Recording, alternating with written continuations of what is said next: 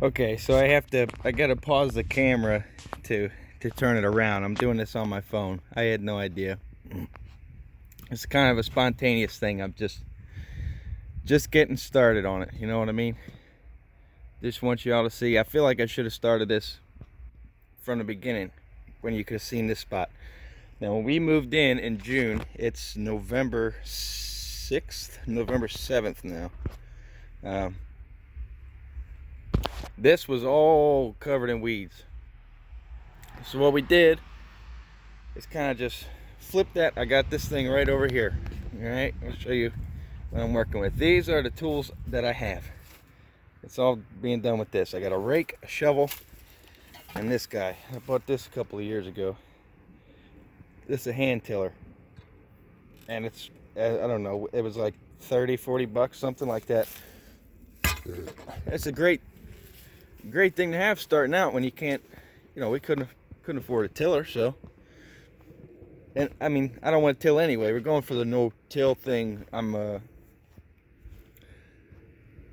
I like the ideas in permaculture, and the forest is the teacher, but when you're weeded up like that, it makes sense to till the first time, at least a little bit. Get yourself something workable, you know what I mean? Break up the landscape that's already existing.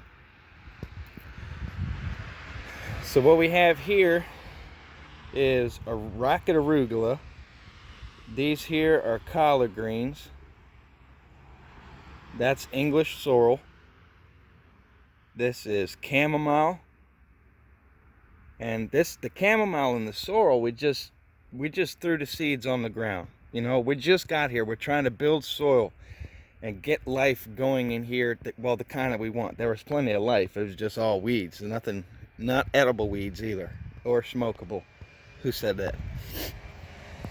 So what we started with was all those weeds. Like I said, we tilled it up. And then what we did was we put down a layer of cardboard into, that's tape. That's not cardboard. There's stupid number one. Don't put tape in it, use the cardboard. There's cardboard. See what that looks like just after a few months? That breaks down, the worms eat it, and it puts carbon into the soil.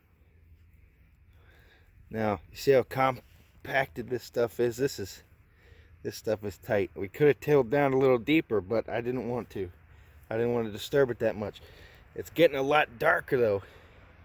You can see it's starting to look good. Starting to look better anyway. Then we put down a thin layer of wood chips. Probably about 2 inches. We would have done more, but we couldn't afford it. But it's a start. It covers that soil, protects it, protects all the life in there. If you're doing the cardboard, if you're not doing the cardboard, you definitely want to go with at least 3 inches to suppress the weeds. Suffocate them out. So like I said, here we got English sorrel, which is a perennial green, kind of a lemony taste. Makes a good soup. That there is comfrey. That's more sorrel. We got the lavender, rosemary, lavender. Okay, around here we got this stuff. It's called Tango Hummingbird Mint. I haven't tried that or anything yet. A picture come up on Facebook or something, and it looked pretty, so we wanted to see. It's supposed to make a good tea, but we have no idea yet. We'll find out next year if any of them survive. Those root balls were pretty messed up when we got them. So over here, this is what you call a flipped sod bed. So what I did was I took my shovel. I don't know if you can see the change in elevation there. Now this side is just a mound. I piled up some bags of topsoil I had sitting in my truck back there. That dually, she's been on vacation for like 6 months. She was tired. She was a little tired. I can't afford to fix her. Let's leave it at that. That's why we're going to try market gardening. This is what we're starting with. Like I said, this is the whole point. I want you to see how simple it is when I started. Look, The cardboard I put down was Miller Lite boxes from the beer I drink all week. You know what I mean? Maybe that's why I can't afford to fix my truck. So this was topsoil I had sitting in the bed there, and a bag or two of chicken manure. And then this side was a flip side bed. So what I did was stick the shovel in here and just flip the whole thing over. And you get kind of this thing that you could do some extra composting and stuff in this aisle walkway type deal. I don't know. Like I said, I'm an electrician, a construction worker. I'm not the most professional guy you'll ever hear, so I'm gonna say some bad words. I'm gonna sound stupid, but I'll teach you a thing or two, I promise. I'll do my best anyway. And here we planted spinach and some lettuce. I don't remember the exact variety. Now, in the summertime, here's stupid number 2. And here's another learning experience I'll pass on to you through my mistakes. I planted spinach and lettuce, Brussels sprouts, and the collard greens all in that heat of summer. And we got a salad or two out of it, but it bolts. It goes to seed and gets bitter very quickly in that heat. So what I did is I started those plants about probably 6 weeks ago in this. And this is just a cattle panel I cut down with some plastic, some more stuff I got off a construction site. I put down cardboard and hay, and that's where I start my seeds.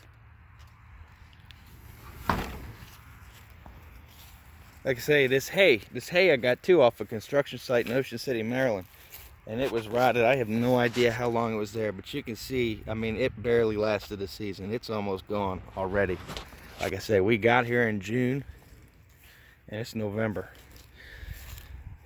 This is a raised bed that we built.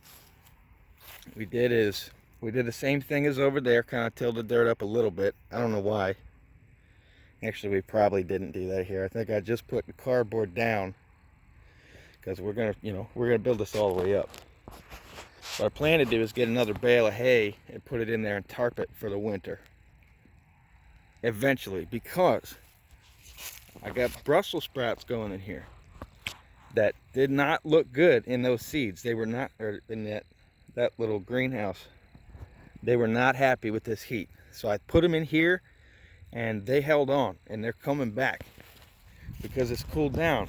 This one don't look too great because we got some pretty vicious grasshoppers around here. We live right in the middle of a cornfield.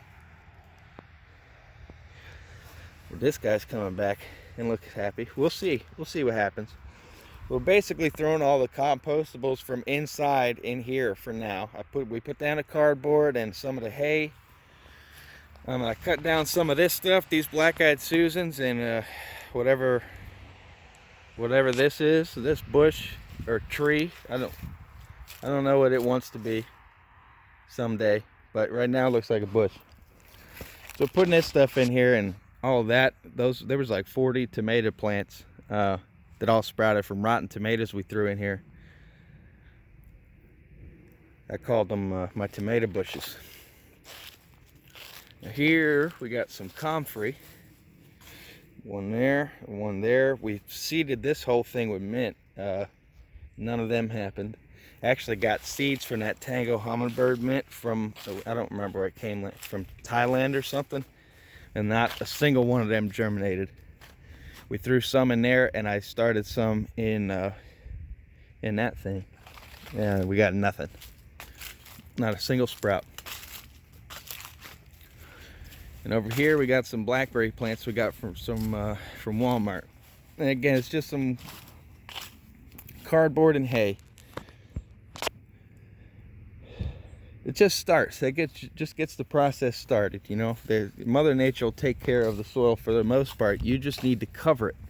You need to cover it, and you need to add biomass when you can. Another thing that I do is I'm a follower of Jack Spirko, proud MSB member. I use Dr. Earth's 4 for 4, and I use Garrett juice, and my Corazol fungal inoculation powder. And I'll sprinkle that on the roots anytime I transplant. And whenever I do a soil drench, what I'll do is I'll take like a scoop or two and I'll throw it in that sprayer with the Garrett juice and just drench the soil with it, because it does crazy things for your root structure. I've moved around. I grew up in the military, so I've moved all over the place, and I have just my whole life. It kind of followed me into my adulthood a little bit, kind of did some couch surfing and things like that. But I've had a lot of gardens. I've had a lot of them over the years, but I never get to stay around long enough to establish them. I'm just showing you, these are the things I do to start out. It just do it. Just start with it. Hopefully someday the goal is to make money off of this. You know what I mean? This is how I want to make my living. This is what I want to do. This is why I'm here. I'm not here to wire Popeyes. And what I want to do is I'm going to cross cut right there, down that way, up around that tree, and bring it right on back here to me. And that's what I'm going to do with the garden. I'm going to do rows like this. I'm meeting with a chef in my area this weekend. Talk to him about what kind of things he would like from the garden, so I can get started, get an idea of what's popular in the area and what the demand is, what there is a demand for. And I'd like to find out how many people are doing it around here. I can't give you any expert advice or anything like that yet. I'm just making this video so you can see. You can see that everybody, it's just important that you start somewhere. I think I can work with this. I think I can turn this into a paycheck and quit my job someday. And it's little by little. You see, I'm starting with this little stuff, but it'll grow. It'll grow like everything else. So anyway, I appreciate you watching the video. Thank you very much. Take care of yourself and start a damn garden.